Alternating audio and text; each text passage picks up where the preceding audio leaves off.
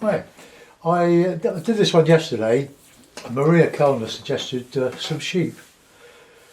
Well, I've been to the Surrey Hills many times on lots of walks, and I've never really seen a sheep on the walk. But I know there are farms all over the Surrey Hills.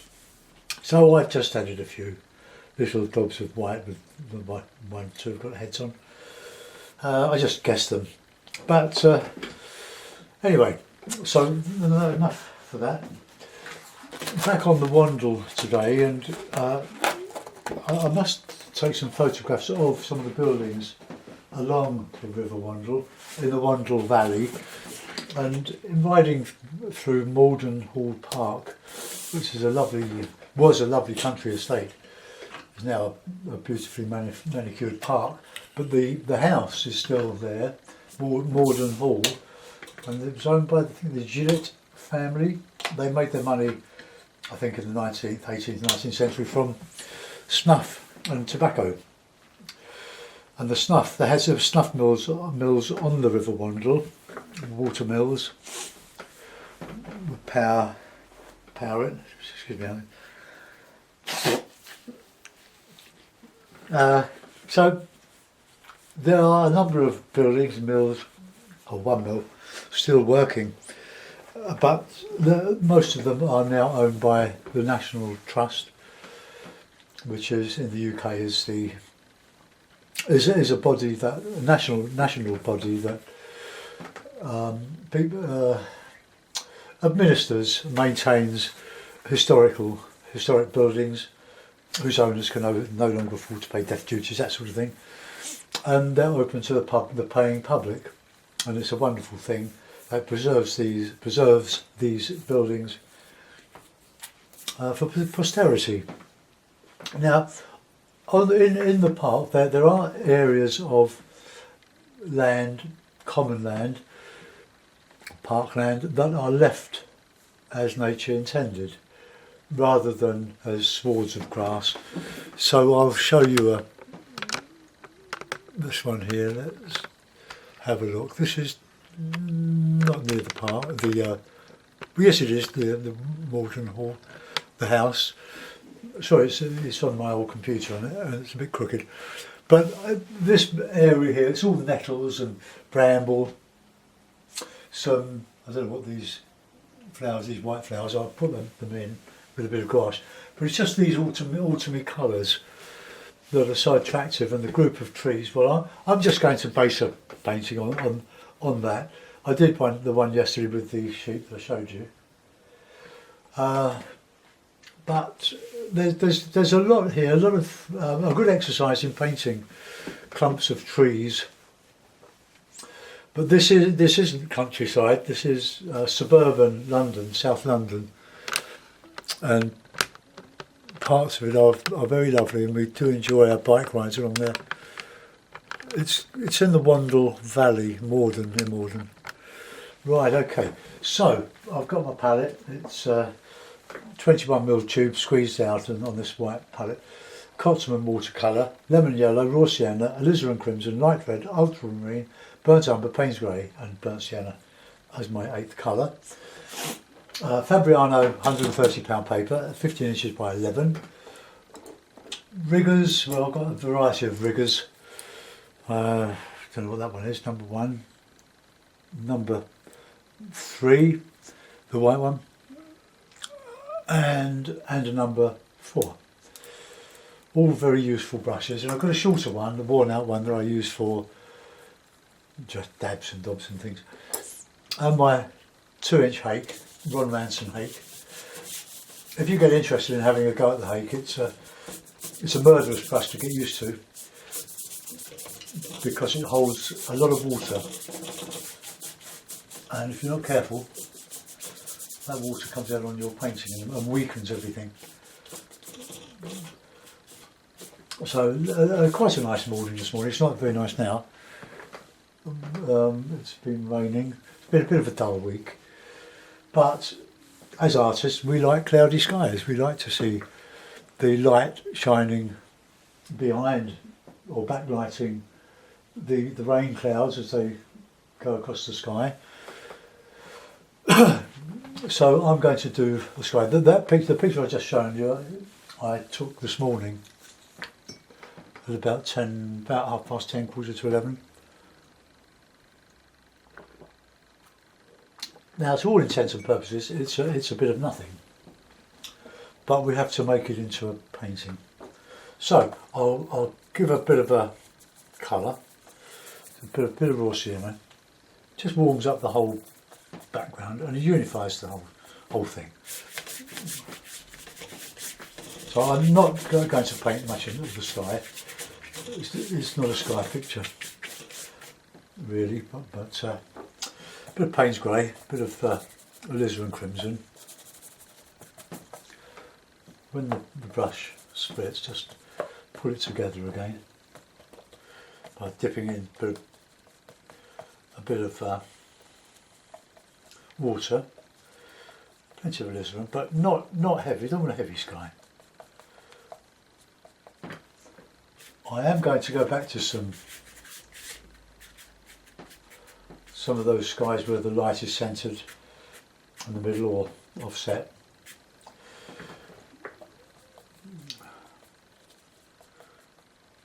Because they are very attractive.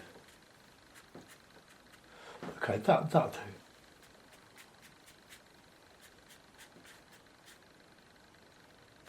A lowering sky, I think we call that. Okay, clean the brush. Now, I'm going to just reclip the paper and I'm going to dry it so I can crack on with the background. Right, take your headphones off.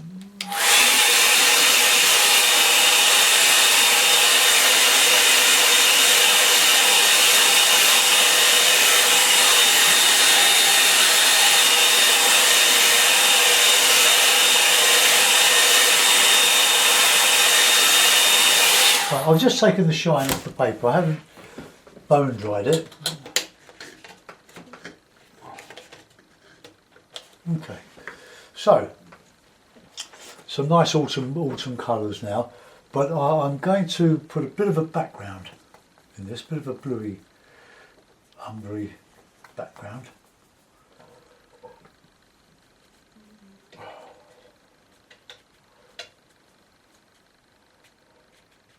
Just to give some trees poking through, well, poking through, but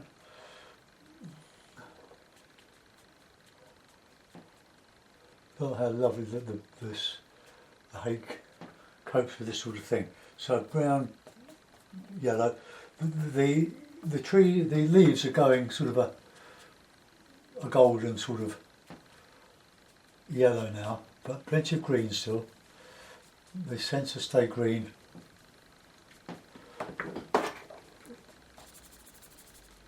before they actually fall off. But some of the chestnuts, they do go nice and brown. That's the horse chestnuts.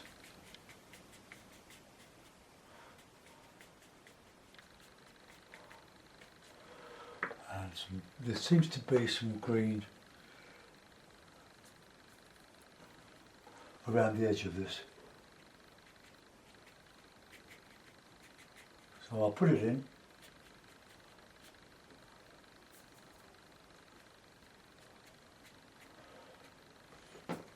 Okay, and we'll put in some nice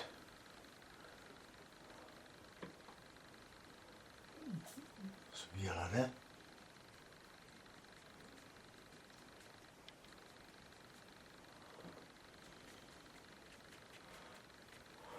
Now there's some dark green in there. So burnt umber, lemon yellow, Payne's grey.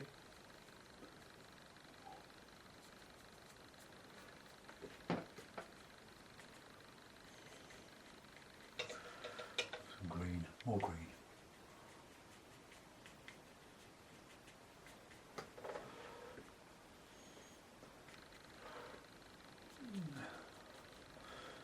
Now by the time I put in all the calligraphy of these trees, we'll be making some sense of it. So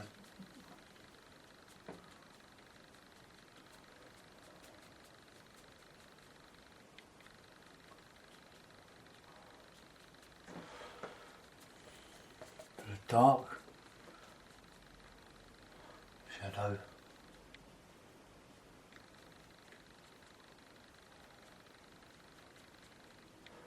I might resort to a bit of gouache in this.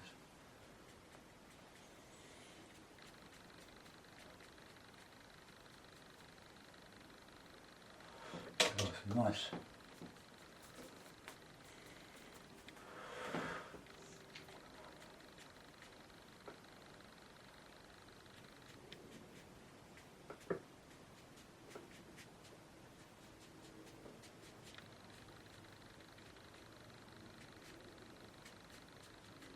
Bit heavy.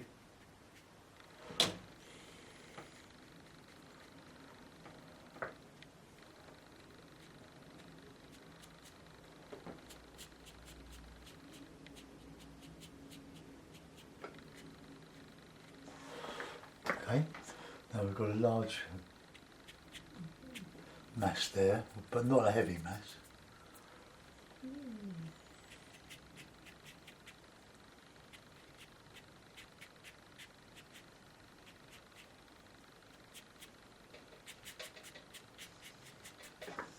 And we get some nice shadow in here.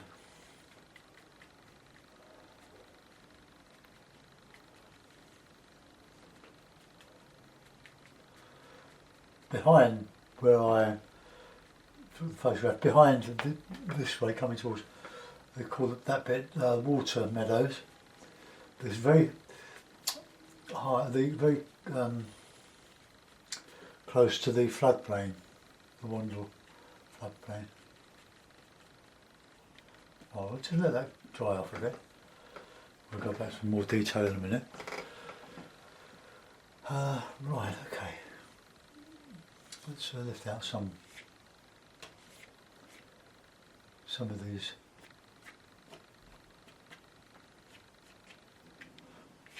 trees.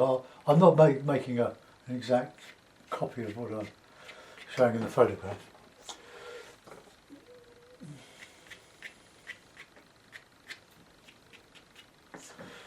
Okay, now we want to do the nice green.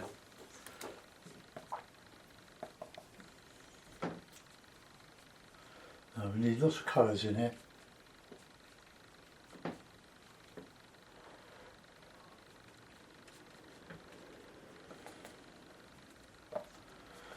Don't be frightened of greens, just go for it. Just vary the colours, otherwise it will look monotonous to the viewer and we don't want that. More details as we come into the foreground.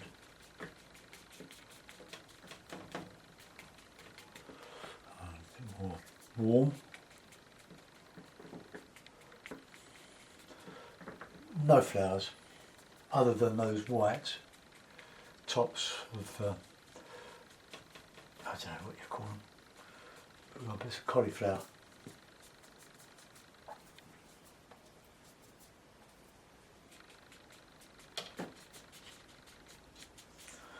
I will put some detail in this.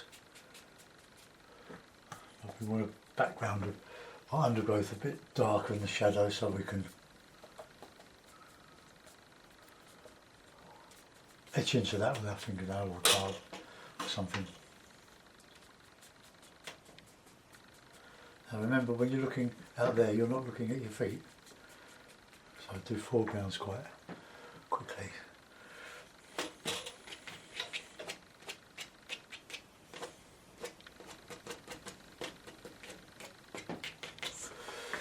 Right, put a bit of dark green in there now.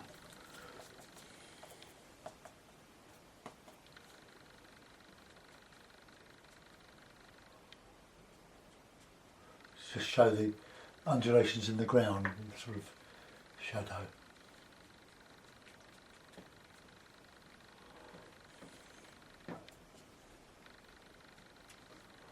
All bits of thistle and stuff.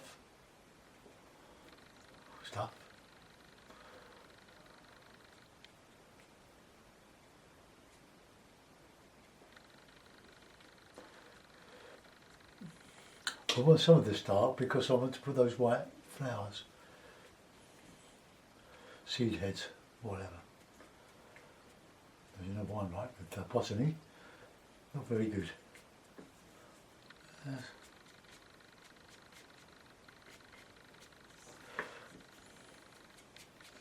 Just flicking up some grassy things.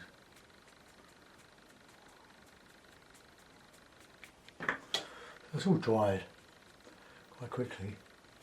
Okay, let's put some nice, real good dark greens in now. My paint's very thick.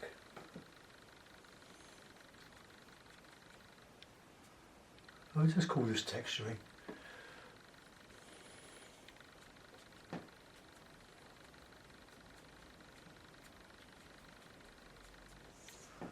Payne's grey, lemon yellow, bit of brown.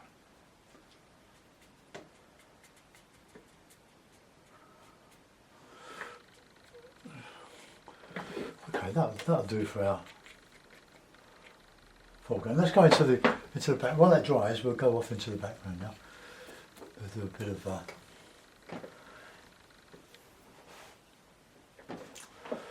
of bigger work.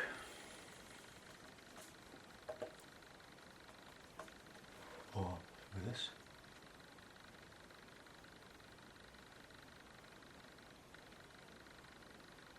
Ow! Look at that, I was a bit mad there. I'll use the rigger, I think.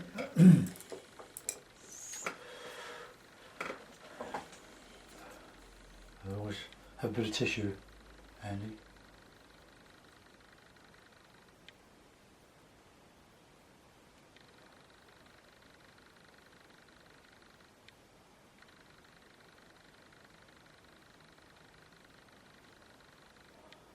Bit of ivy on this, I think.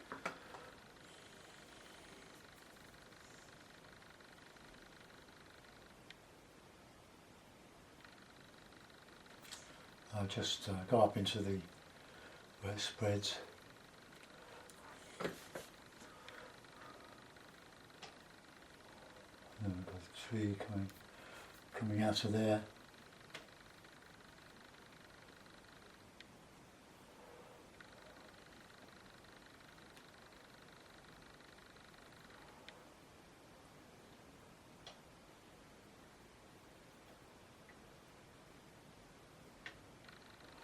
Can't put everything in. Not a lot showing here, there's still got lots of leaves on it.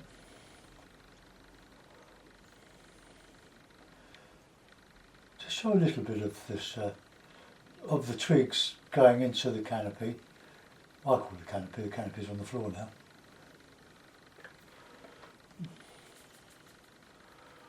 And then we've got a lot of this.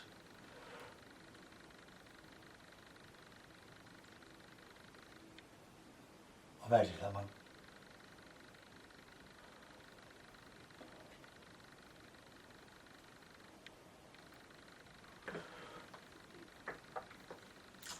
Remember that your trunk has to hold up the whole weight of branches and leaves and so on.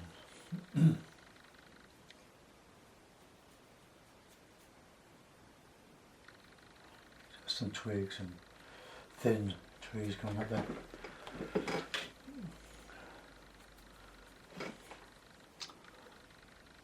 I love trees, and it's obvious in there really. I paint what I like. What turns me on. Landscapes always fascinated me.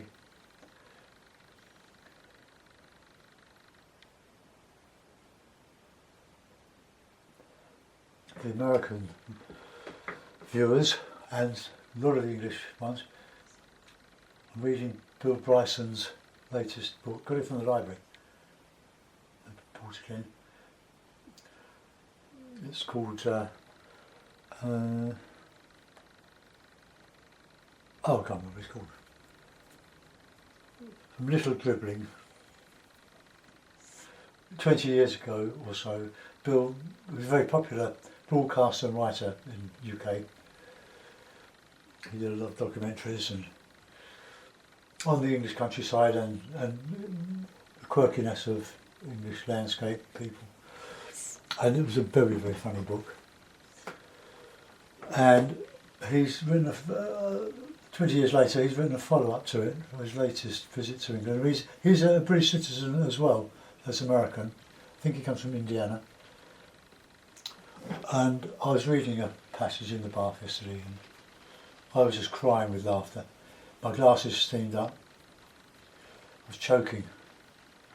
It was just such wonderful writing. So get a copy and enjoy. Okay, now I've got to put in the base of this here, the undershadow. Look, just going to do that with a rigger, the back of the or the side of the rigger.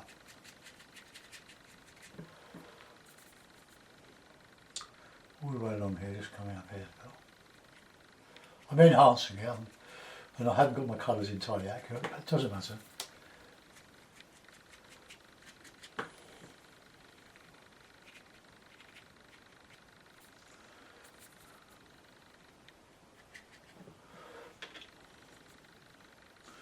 It's amazing what a little brush like a rigger can do. There's a bit of a hill there.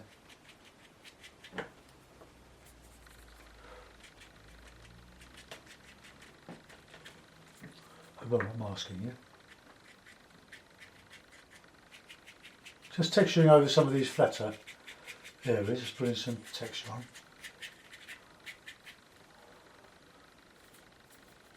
Oh, there's a bit green in there. Okay. Now we'll have a bit of a little bit of detail in it. Then I'll put in the flowers.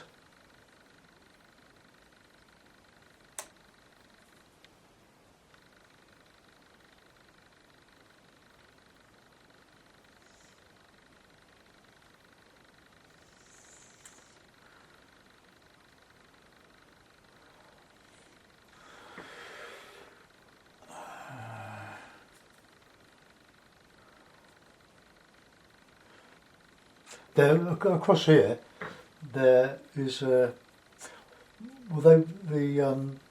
some school or another were doing hedge laying. I don't think they've finished, and they've just left lots of straggly bits and pieces. Right, get my gouache. Take my hake out of the drink. I'll use this brush here. So it's a nice little sort of a lot of white along here. Hope it shows.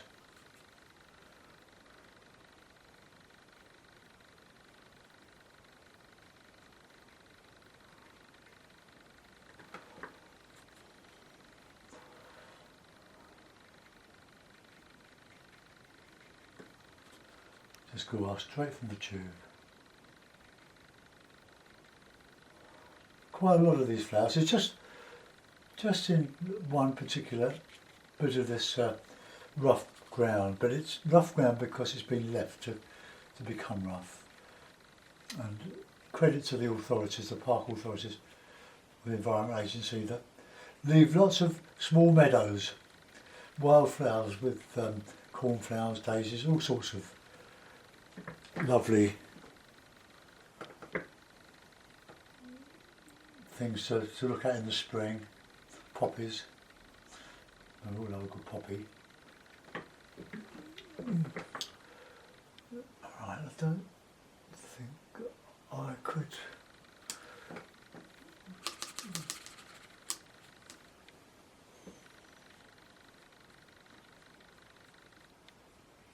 Yeah. Just all adds in there.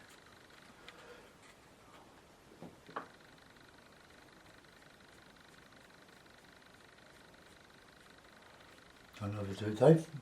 Okay, I'm going to let that go. It's what it is. It's just a clump of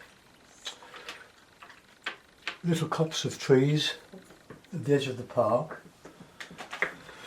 I can see a big building behind here somewhere, but I'm not going to put it in. I'll sign it. It's got very dull. I hope you can see this.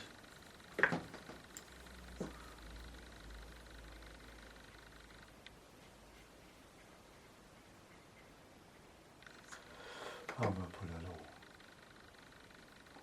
bird.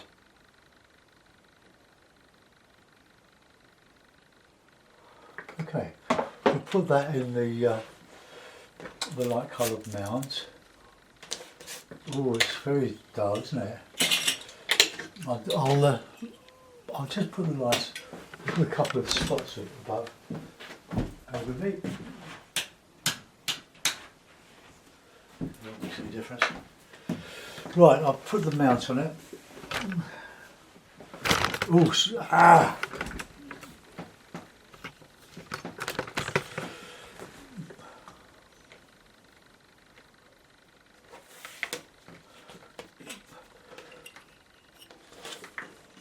I think this is more an exercise of painting nondescript but very attractive pieces of landscape that would normally go overlooked because they are what they are. They're just, well, I think that's quite a fair attempt. That could have gone higher.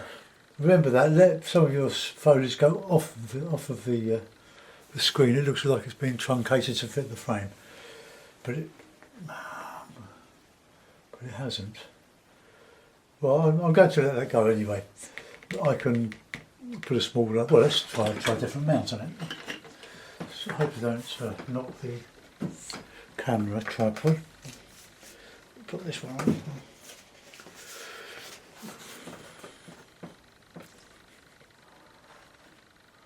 And if that's any, no.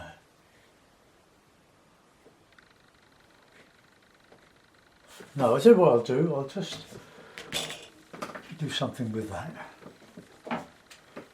because that is not very good there. So let's just.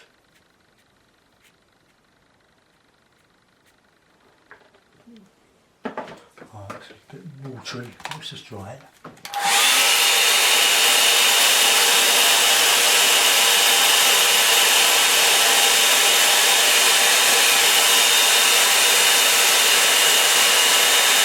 Well, we'll let that go. I'll put the other original mounts back. I quite like this. It does go. Damn, it does go very well with those colours.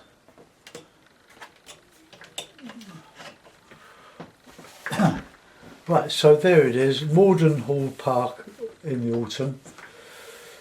It's